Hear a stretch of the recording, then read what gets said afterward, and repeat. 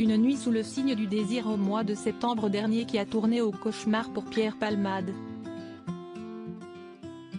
L'humoriste de 54 ans a perdu toute envie de rire face à la complexe situation dans laquelle il s'est trouvé, à cause d'un escort boy qui a tenté de le faire chanter. Le Parisien a révélé cette affaire d'extorsion qui s'est soldée par le placement sous contrôle judiciaire du maître chanteur de 28 ans et qui sera jugé en avril 2023. Il est soupçonné d'avoir essayé de soutirer 4 000 € en échange de la suppression d'une vidéo dans laquelle l'artiste apparaît dans une situation intime. Le journal précise, des faits qui, selon nos informations, sont en partie reconnus par le mis en cause. Seule différence d'après lui, il n'a pas réclamé autant d'argent. Céline Lazec, l'avocate du comédien, n'a pas souhaité s'exprimer pour le moment. 3 jours après avoir passé la nuit avec Haroun, faux nom de Yanis sur une application, dans un hôtel du 13e arrondissement parisien, Pierre Palmade découvre sur son téléphone qu'on lui réclame de l'argent. Si est-il le début du commencement, si est-il qu'un petit avant-goût des 48 heures, débloque mon numéro si tu veux discuter calmement, lit-il.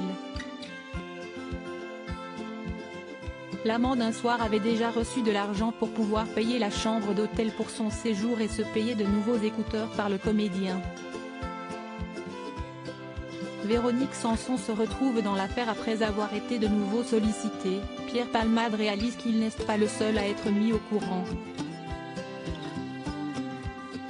Si est son amie et ex-femme Véronique Sanson qui est contactée. On ne sait pas si est par une personne qui souhaite régler l'affaire ou un complice, se disant prêt à supprimer le film si le comédien accepte ses conditions. Pierre Palmade décide alors de prévenir la police et rapidement un troisième homme fait surface, un détenu qui a envoyé le message depuis sa cellule de prison, soi-disant pour rendre service à Yanis. Si le présumé coupable n'a pas de domicile fixe, la police retrouve sa trace grâce à la géolocalisation de son téléphone et le retrouve à Gare de Lyon. Une épreuve pour l'artiste qui avait dû se remettre en 2019 des méfaits d'un individu qu'il avait rencontré dans un bar. Le complice de Michel Larocque et Muriel Robin était revenu plus longuement sur cet incident traumatisant dans Le Monde et Le Parisien, à l'heure de la sortie de son autobiographie Dites à mon père que je suis célèbre, édition